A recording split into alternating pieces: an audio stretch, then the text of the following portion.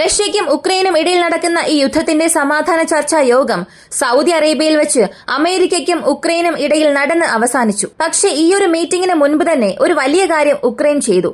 ആ വാർത്ത നിങ്ങൾ അറിഞ്ഞിട്ടുണ്ടാകും. 330-ലധികം ഡ്രോൺസ് റഷ്യൻ തലസ്ഥാനമായ മോസ്കോയിലേക്ക് ഉക്രൈൻ അയച്ചു. 2022 ആരംഭിച്ച ഈ ഒരു യുദ്ധത്തിൽ ഇതുവരെയും ഇങ്ങനെ ഒരു ആക്രമണം നടത്തിയിട്ടില്ല എന്ന് തോന്നിപ്പിക്കുന്ന രീതിയിലായിരുന്നു ഇപ്പൊ ഉക്രൈൻ നടത്തിയ ആക്രമണം. ഈ ഒരു ആക്രമണത്തിന് ശേഷം പലരും സംസാരിക്കാൻ തുടങ്ങിയിരിക്കുന്നത് എന്തുകൊണ്ട് റഷ്യ ഇപ്പോഴും ഉക്രൈനെ ബാക്കി വെച്ചിരിക്കുന്നു. കാരണം 90-ലധികം ഡ്രോൺസ് മോസ്കോയെ ടാർഗറ്റ് ചെയ്യുന്നത് ഇത് ആദ്യത്തെ തവണയാണ്. കൂടെ മറ്റു പല വാർത്തകളുമുണ്ട്. പ്രധാനമായും ടൗൺ ഓഫ് സ്വിച്ച് അടുത്തിടെ റഷ്യ ക്യാപ്ചർ ചെയ്തു. ഉക്രൈന്റെ നിയന്ത്രണത്തിലുണ്ടായിരുന്ന റഷ്യൻ പ്രദേശമായിരുന്നു. ആ ഒരു ഓപ്പറേഷൻ എങ്ങനെ സംഭവിച്ചു, ഇതിന് പുറകിൽ എന്തെല്ലാം കാര്യങ്ങൾ അവർ ചെയ്തു, ഈ വിവരങ്ങളെല്ലാം ഇപ്പൊ പുറത്തു വന്നു. ഇതെല്ലാം ഈ ഒരു വീഡിയോയിലൂടെ വിശദമായി അറിയാം.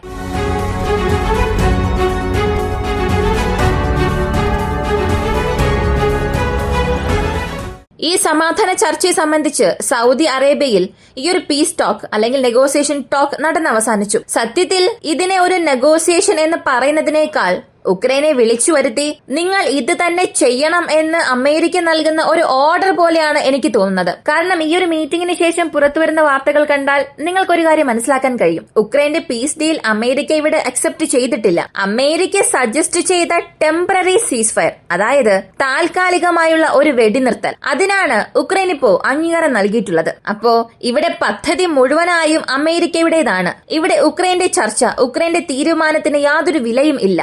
പകരം അമേരിക്ക ചെയ്യാൻ പോകുന്നത് ഉക്രൈന് അവസാനിപ്പിച്ചിട്ടുള്ള ഇന്റലിജൻസ് ഇൻപുട്ട് എല്ലാം, അല്ലെങ്കിൽ ഉക്രൈന് എന്തെല്ലാം സഹായമാണോ ആവശ്യമായി വരുന്നത് അതെല്ലാം പതിയെ പതിയെ ചെയ്യാൻ തുടങ്ങും.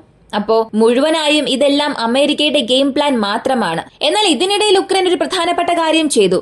സത്യത്തിൽ ഇത് ഉക്രൈന്റെ പദ്ധതി എന്നതിനപ്പുറം എന്ത് ചെയ്താലും എന്നെ കൊണ്ട് യുദ്ധം തുടരാൻ സാധിക്കും എന്ന് കാണിക്കാൻ, അതും അമേരിക്കയ്ക്ക് കാണിച്ചു കൊടുക്കുന്ന രീതിയിലാണ് ഇങ്ങനെ ഒരു കാര്യം ചെയ്തത്. റഷ്യയിൽ ഉക്രൈൻ ഒരു വലിയ ഡ്രോൺ ആക്രമണം നടത്തി. ഇത് നിങ്ങൾ അറിഞ്ഞതാണ്. കൃത്യമായി പറഞ്ഞാൽ 337 ചാവേർ ഡ്രോൺസ് റഷ്യയ്ക്കുള്ളിലേക്ക് അയച്ചു.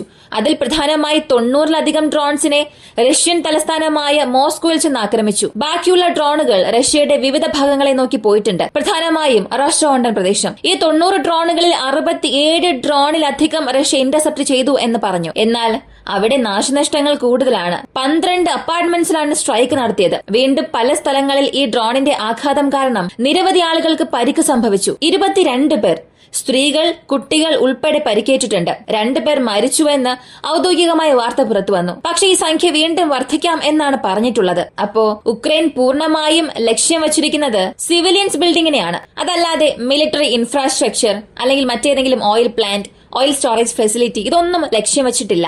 ഇത് ഒരേയൊരു ക്ലിയർ മെസ്സേജിന് വേണ്ടി മാത്രം ചെയ്തതാണ്. എന്നെ കൊണ്ട് ഉക്രൈനിൽ നിന്നും മോസ്കോയെ ആക്രമിക്കാൻ സാധിക്കും, അതും ഈ സമാധാന ചർച്ച നടക്കുമ്പോൾ തന്നെ എന്നെ കൊണ്ട് ചെയ്യാൻ സാധിക്കും. നിങ്ങൾ ഞങ്ങളെ ഏത് രീതിയിൽ തടഞ്ഞു നിർത്തിയാലും, ഞങ്ങളെ കോർണർ ചെയ്യണം എന്ന് ചിന്തിച്ചാലും അതിനെല്ലാം അപ്പുറം ഞങ്ങളെ കൊണ്ട് ആക്രമിക്കാൻ കഴിയുമെന്ന് സെലൻസ്കി കാണിച്ചു കൊടുത്തു. പക്ഷേ ഇത് ഉക്രൈന് അനുകൂലമായി അവസാനിക്കുമോ, അല്ലെങ്കിൽ ഉക്രൈൻ ഇതിനെ കാണിച്ച് മറ്റെന്തെങ്കിലും വലിയ രീതിയിൽ ചെയ്യാനുള്ള പദ്ധതിയാണോ, ഇതൊരു വിജയമായി അവരെ കൊണ്ട് പറയാൻ സാധിക്കുമോ എന്ന് ചോദിച്ചാൽ ഇത് വീണ്ടും ഈ യുദ്ധത്തെ കൂട്ടുക മാത്രമേ ഉള്ളൂ. കാരണം ഇത്തവണ ഉക്രൈന്റെ മാധ്യമങ്ങൾ ഇത് പോർട്രേറ്റ് ചെയ്യാൻ തുടങ്ങിയത് റഷ്യ ഞങ്ങളെ സമാധാന ചർച്ചയ്ക്ക് യുഎസിലൂടെ തള്ളാൻ ശ്രമിച്ചാലും ഞങ്ങളെ കൊണ്ട് റഷ്യയെ ആക്രമിക്കാൻ കഴിയും. ഈ ഒരു രീതിയിലാണ് മാധ്യമങ്ങൾ ഒരു പ്രൊപ്പഗണ്ടയായി ചെയ്യാൻ തുടങ്ങി.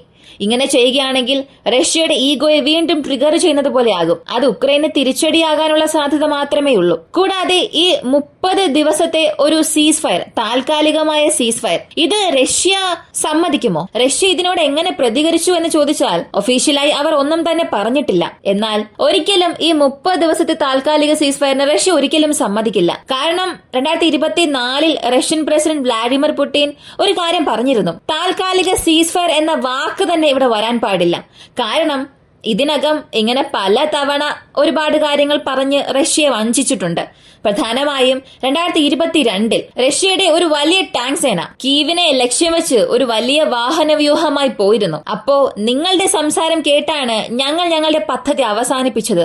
എന്നാൽ ആ തവണ ഞങ്ങളെ സഹായം ചെയ്യുന്നത് പോലെ വരികയും ഈ യുദ്ധത്തെ പെട്ടെന്ന് അവസാനിപ്പിക്കുന്ന രീതിയിൽ ചർച്ചകൾ ആരംഭിക്കുകയും അവസാനം റഷ്യയുടെ മുതുകിൽ തന്നെ കുത്തുകയും ചെയ്തു. അതുപോലെ വീണ്ടും ഒരു താൽക്കാലിക താൽക്കാലിക സീസ്ഫയർ കൊണ്ടുവരണമെന്നുള്ളത് നിങ്ങളുടെ ഉദ്ദേശമാണെങ്കിൽ അത് വെറും സ്വപ്നം മാത്രമായിരിക്കും. ഇവിടെ അമേരിക്കയുടെ സഹായം ഉക്രൈന് ലഭിക്കുന്നോ ഇല്ലയോ, യൂറോപ്യൻ യൂണിയനിലുള്ള രാജ്യങ്ങളുടെ സഹായം തീർച്ചയായും ഉക്രൈന് വലിയ രീതിയിൽ വരുന്നുണ്ട്. തീർച്ചയായും ഇത് യുദ്ധത്തെ വലുതാക്കുകയുള്ളൂ. അതിനാൽ ഒരിക്കലും താൽക്കാലികമായ സീസ് ഫയർ ഞങ്ങൾ സമ്മതിക്കില്ല എന്ന് ഇതിനകം റഷ്യൻ പ്രസിഡന്റ് പറഞ്ഞിരുന്നു. അപ്പോ ഈ 30 ദിവസത്തെ സീസ് ഫയർ ഡീൽ റഷ്യ അംഗീകരിക്കാനുള്ള സാധ്യത വളരെ വളരെ കുറവാണ്. ഇതിനിടയിൽ വരാൻ പോകുന്ന വെള്ളിയാഴ്ച റഷ്യൻ പ്രസിഡന്റ് വ്ളാഡിമിർ പുടിനും അമേരിക്കൻ പ്രസിഡന്റ് ഡൊണാൾഡ് ട്രംപും നേരിട്ട് ഒരു ടെലിഫോണിക് കോൺവെർസേഷൻ നടത്തും. വെള്ളിയാഴ്ച എന്നത് റഷ്യയ്ക്ക് ഒരു പ്രധാനപ്പെട്ട ദിവസമാണ്. ആ ദിവസം ഈ 2 പ്രധാനപ്പെട്ട നേതാക്കന്മാരും ടെലിഫോണിക് കോൺവെർസേഷൻസ് നടത്തുന്നു എന്ന് പറയുമ്പോൾ അത് വെറുതെ ഒരു സംഭാഷണം എന്നതിനപ്പുറം അടുത്ത ഘട്ടമായി യുദ്ധത്തിന്റെ സമാധാനം എങ്ങനെ കൊണ്ടുവരാം,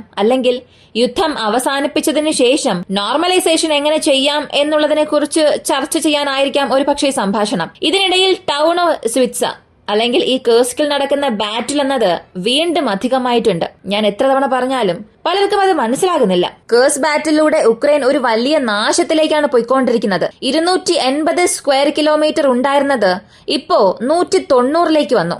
ഇതിനിടയിൽ ഒരു ഓപ്പറേഷൻ റഷ്യ നടത്തി. ഉപയോഗിക്കാത്ത ഗ്യാസ് പൈപ്പ് ലൈൻസ് ഉപയോഗിച്ച് ഉക്രൈനിലേക്ക് ഒരു സർപ്രൈസ് അറ്റാക്ക് നടത്തി. അതിനെക്കുറിച്ചുള്ള ചില വിവരങ്ങളും പുറത്തു വന്നു. സത്യത്തിൽ ഈ ഒരു ഓപ്പറേഷൻ സോമി എന്നാണ് വിളിക്കുന്നത്. ഇത് അവസാനത്തെ 3-4 ദിവസത്തിൽ നടന്ന സംഭവമൊന്നും അല്ല. പല ദിവസമായി, മാസങ്ങളായി, 2.5 മാസത്തോളമായി ഈ ഒരു ഓപ്പറേഷന് പദ്ധതിയിട്ടിട്ടുണ്ട്.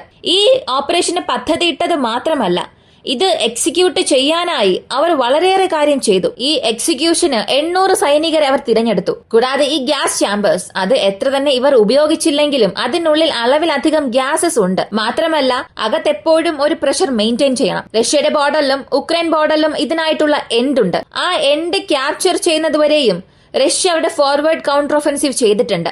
അങ്ങനെ ഈ എൻഡ് ഇവരുടെ ഭാഗത്തേക്ക് വന്നതിന് ശേഷം ഇതിനകം റഷ്യയുടെ ഗ്യാസ് പമ്പിംഗ് സ്റ്റേഷൻസ് അത് രണ്ടും ഉപയോഗിച്ച് അകത്തുള്ള എല്ലാ ഗ്യാസും പമ്പ് ചെയ്ത് പുറത്തേക്കെടുത്തു.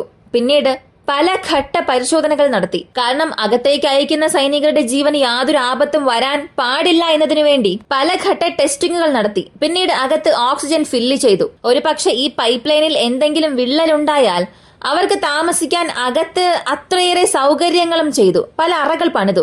ഇതെല്ലാം അവസാന 2.5 മാസമായി ചെയ്യാൻ തുടങ്ങി. ഇത്രത്തോളം പ്രോപ്പറായി തന്നെ എക്സിക്യൂട്ട് ചെയ്ത് ഉക്രൈൻ പ്രതീക്ഷിക്കാത്ത സമയത്ത് അകത്തേക്ക് കയറി ആക്രമിച്ചതുകൊണ്ടാണ് ഈ ടൗൺ ഓഫ് സ്വിറ്റ്സ, പ്രധാനമായും ഇൻഡസ്ട്രിയൽ സോൺ, ഇത്രയേറെ പെട്ടെന്ന് റഷ്യൻ കൈകളിലേക്ക് വന്നത്. ഇത് പ്രധാനപ്പെട്ട കാര്യമായി ഇപ്പോൾ സംസാരിക്കാൻ തുടങ്ങിയിട്ടുണ്ട്. അപ്പോ ഒരു വശത്ത് ഉക്രൈന്റെ ഒരു വലിയ ഡ്രോൺ അറ്റാക്ക്, മറുവശത്ത് 30 ദിവസത്തെ താൽക്കാലിക സീസ് ഫയർ. റഷ്യ ഇതിനെ എങ്ങനെ റിയാക്ട് ചെയ്യും? ഇതെല്ലാം വളരെ പ്രധാനപ്പെട്ട ഘട്ടത്തിലേക്ക് എത്തി നിൽക്കുകയാണ്. തീർച്ചയായും ഈ ഡ്രോൺ ആക്രമണത്തിന് റഷ്യ പ്രതികാരം വീട്ടും. എന്നാൽ അത് എപ്പോ ചെയ്യും, എങ്ങനെ ചെയ്യാൻ പോകുന്നു എന്നുള്ളത് മാത്രമാണ് ഇവിടെ ഒരു ചോദ്യം. ഉക്രൈനും അമേരിക്കയും സമാധാന ചർച്ച നടത്തിക്കൊണ്ടിരിക്കുന്ന അതേ സമയത്ത് മോസ്കോയെ ആക്രമിക്കാനുള്ള പ്രധാനപ്പെട്ട കാരണം എന്തായിരിക്കും? ഇതിനെക്കുറിച്ചുള്ള നിങ്ങളുടെ അഭിപ്രായം കമന്റിൽ പറയുക. ഇങ്ങനെയുള്ള വീഡിയോസ് ആണ് താല്പര്യമുള്ളവരാണ് നിങ്ങളെങ്കിൽ ഇപ്പോൾ തന്നെ നമ്മുടെ ചാനൽ സബ്സ്ക്രൈബ് ചെയ്യുക. മറ്റൊരു വീഡിയോയുമായി വീണ്ടും കാണാം.